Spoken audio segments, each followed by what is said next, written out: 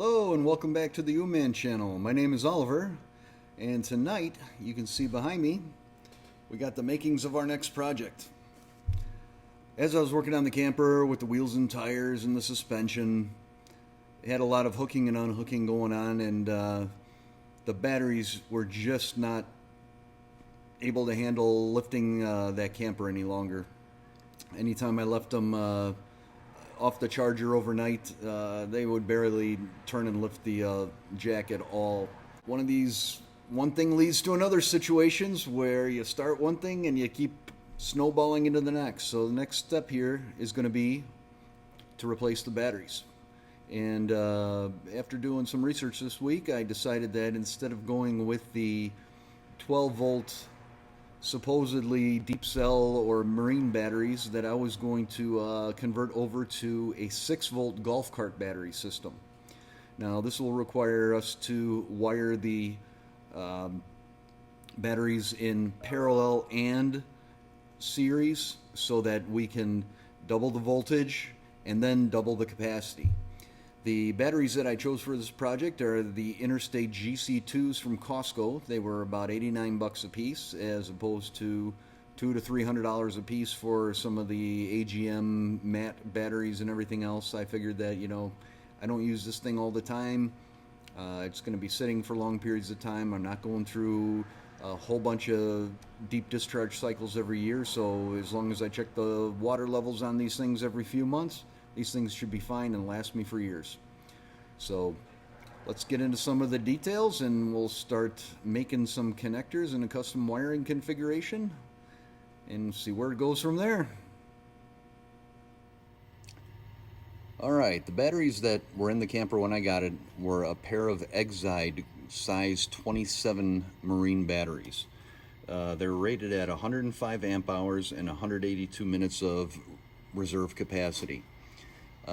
By running in parallel like this, that would add up to 210 amp hours and 364 minutes of reserve standby time.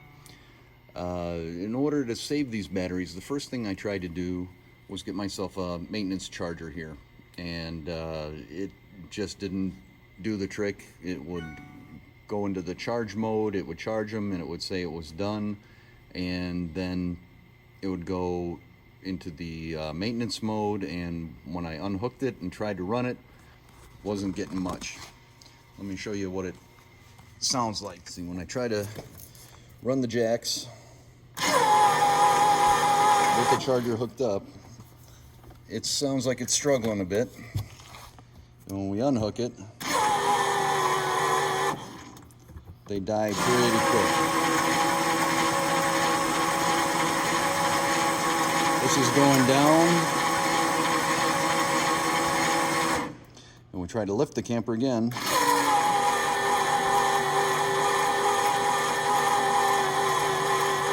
can hear him start to struggle a whole bunch and not really want to go anywhere.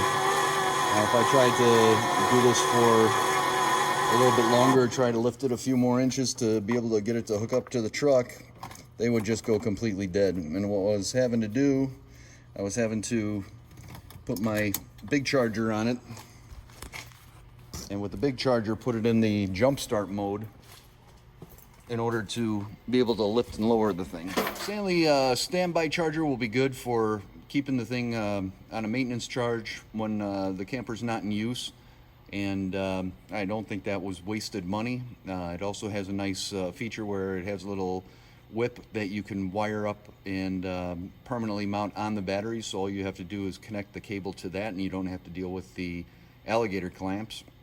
And we'll probably run that instead of the onboard charger that is built into the camper. As I said, we're going to replace those batteries with 4 of these GC2s by Interstate. These batteries are rated at 210 amp hours and I believe 383 reserve capacity. So by wiring these things in parallel and in series, we're going to get a total of 410 amp hours and what was it, 760 some odd reserve capacity minutes. First thing I did was made a plan. I laid out how I wanted to put these things in the compartment. I decided that 1x4 configuration would be a little more convenient and space efficient than trying to put them 2x2. As you can see here, the 6-volt battery individually has 210 amp hours, and by putting 4 of them together, running in parallel, I don't gain 4 times as much as I would on a 4 12-volt battery system, but the parallel connections will keep that 210, and then when I run the other 2 batteries in series, it will double that to 420. The reserve capacity at 25 amp hours is 383 minutes, and a total will give me 766 minutes. The reserve capacity at 75 amp hours, which is what a golf cart is rated at, would be 105 minutes, or a total of 210. These are heavy batteries. There are 58 pounds apiece and will weigh a total of 232 pounds. I have the price listed here as $99, but they actually had them for $89 a piece at Costco. So it was more like 360 bucks for all 4. I also did a little calculation across the different batteries I was looking at and calculated the dollars per amp hour and the dollars per reserve capacity minute. And this configuration ended up being the lowest of the bunch when I compared it to other Interstate 12-volt batteries they had at Costco, as well as other battery setups that they had, or I could have made with batteries I got at some of the local auto parts stores, such as O'Reilly.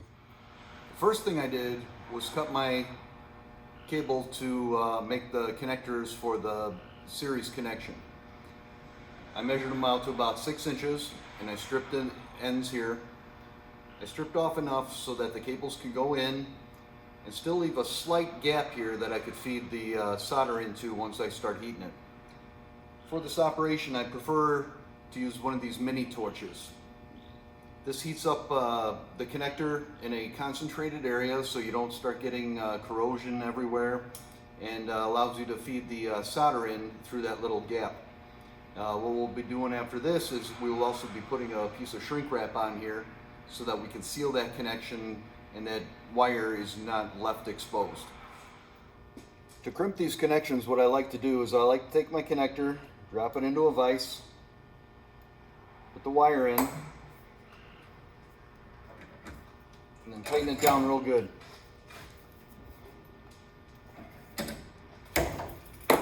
This gives us a very good mechanical connection. And now, when we heat this up, we're going to fill that with solder, which will make it next to impossible for that thing to come off. Next, we'll take our wire and we'll put it into the vise just so that we have something to hold it nice and won't get too hot in our hands. Prepare our solder a little bit here, and with the torch we heat it right on the end. We don't want to get this area here oxidized. These are plated connections, so it's not quite as big of a concern. When that wire gets hot enough, that solder will start melting. And we let it suck up the solder until it's going to start dripping on the floor. That way you know you have that entire cavity filled, and there won't be any air gaps or anything in there, so that we get oxidation on that joint in the future.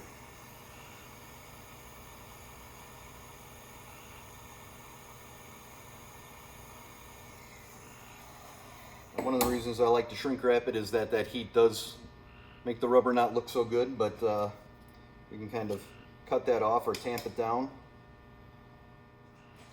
When you're crimping the second end on these, you want to make sure you keep the lugs in the proper orientation. You don't want them turned 90 degrees with each other and then have to try to struggle with twisting them to get them straight once you put them on there. Once the cables have cooled down enough to handle, you just slide some shrink tubing over them, put them in the vise.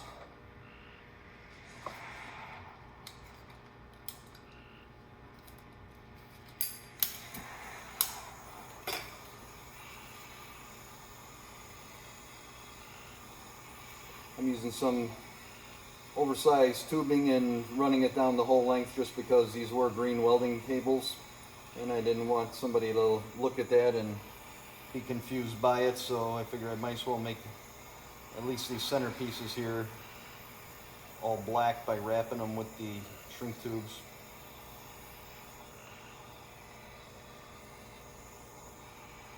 These little torches come in handy for so many things. Used to struggle with soldering irons to do stuff like this, and when you have bigger soldering joints, these little mini torches are great. I've seen some guys trying to do this stuff with the regular butane torches, and those things just have too big of a flame, and it's not very pretty dealing with that.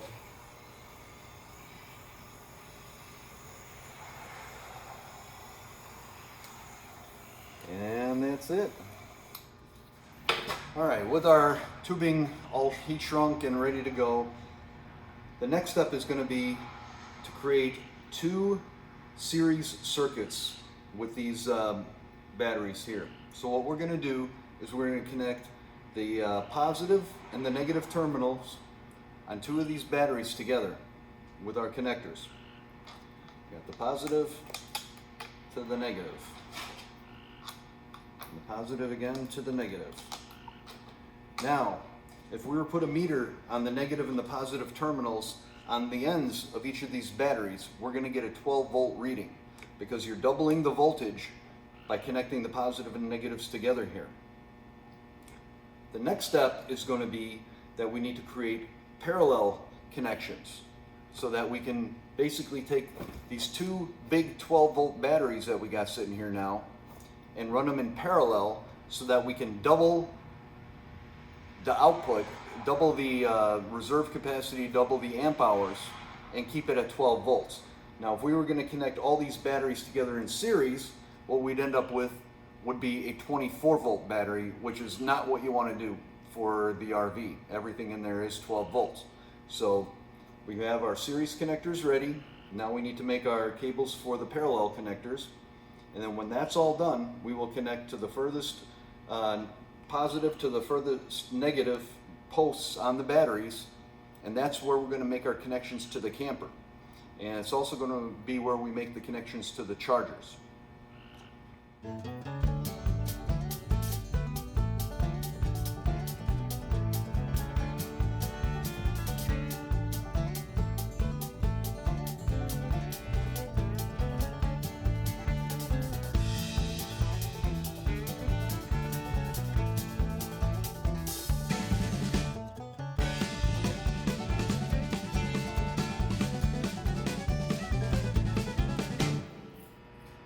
There we have it, next 2 cables. Next 2 cables are going to be connecting the 2 negative terminals and the 2 positive terminals between the battery banks. This will give us a parallel connection, which is going to double the power as if you were using 2 separate batteries in 12-volt configurations like I have in the camper there. So we got our positives and our negatives. Now, when we put these in the camper, 2 things we're going to do. Number 1, we're going to put a whole bunch of dielectric grease on all the connections. The dielectric grease will keep those connections from oxidizing, and you won't get that nasty acidy buildup around these things. And then we're going to bolt them down real good. And then the positive and negative connections for the camper will be connected at these 2 points. That way, you have the longest possible point back to the negative and the longest possible route back to the positive. These are the 2 furthest points from each other in this setup. So I think probably just leave it at that tonight, and then in the morning we're going to get up early and we're going to see if we get those old batteries out and put the new ones in. Okay, I changed my mind. I'm not done for the night. I wanted to do a sanity check. So what I did was I just bolted all these down, made all of the connections, and I got my meter. So we're going to check to see what kind of readings we're getting here. Just want to make sure that we do in fact have the proper 12.6 volts coming out of here. I'm sure we do because all my research was on the internet, and it was on the internet, so it must be true, right? Anyway, if we take positive and negative terminal off of one battery, we can see that we're getting 6.3 volts. When we go across the two batteries with our series connection here, we're getting a reading of 12.6. And now when we go across both battery banks, our two individual 12-volt batteries, which are wired together in parallel, we should also still be getting 12.6 volts. And we're getting 12.6 volts. So I'm going to be able to sleep a little better tonight before we start ripping the batteries out of the camper, disconnecting all the power, making sure everything is safe to start moving these things into the compartment. So we'll be back shortly for you. Good night's rest for me. Before we get started today, there was one more thing I wanted to show you guys. Well, after I got the batteries, I also went over to Walmart and got these very inexpensive battery boxes. These things are designed to go with a size or group 24 battery, and the footprint of the GC2s is about the same as the group 24s, but they are a little bit taller than these boxes are designed for. But my main purpose was I wanted something in case the water in the batteries overflowed, or while filling them you spilled something. So what I did here was make some slight modifications to these boxes. Where all these wires are passing through, I went through, labeled the boxes A, B, C, and D, labeled the batteries A, B, C, and D, so I could put them back into the camper in the same order. And I made some cutouts. You can see here, I made some cutouts in these things so that the wires can pass through in between the boxes. Main reason I did this was so that in that compartment, while you're driving down the road, if things shift around or somebody throws something in there, they're not going to throw a metal object into there that's going to end up hitting a couple of posts on the batteries and shorting it out. I am going to see if I can fasten these boxes to the floor somehow and keep them from sliding around while we're going down the road. But this is just a protective measure. These boxes, again, I got them at Walmart. They're about $8 a piece. So I think it's a good little bit of insurance for not a whole lot of money. After a little bit of work, we finally got them swapped out. I rewired it the way I had it in the shop back there. Everything metered out properly. Got all my connections hooked back up and restored power to the camper. I believe everything is working just fine. The up and down action doesn't start lagging on me after a short period of time, so I think we will call this a success. You'd also note that I slathered all of the terminals with a good amount of dielectric grease. That should keep some of the corrosion off of those things. And now it's time to put the covers on. The covers don't fit on quite as neatly as I hoped they would, but that's not really what they were designed for, and these batteries are taller than the Group 24 batteries they were intended for. But they will serve the purpose of keeping the terminals protected so that something doesn't accidentally fall on top of there and short out the system. And with that, I think we're gonna call this project done. Well, that was certainly a lot faster and easier than the project last week with the suspension upgrades. I think this is going to be a nice little improvement on the camper, and it should last a long time. Main things are you got to keep the batteries charged and you got to maintain the water. The recommendations are that you check the water levels every 2-3 months if you're not using it, and if you're using it a lot, you may want to check it a little bit more frequently. I did neglect to take a picture of those terminals I put in there for the maintenance charger, but I wired them to the same terminals I hooked up the house connections to, and there's a little pigtail that hangs out there that you're just going to have to plug that charger into, which would make it real easy. You won't have to take the covers off, won't have to mess around with the alligator clips, so that should make life a lot easier. If you have any questions, I'll do my best to answer them. Just leave them in the comments, and I hope you enjoyed the video. I hope you learned a little something, and we'll see you again soon with another project.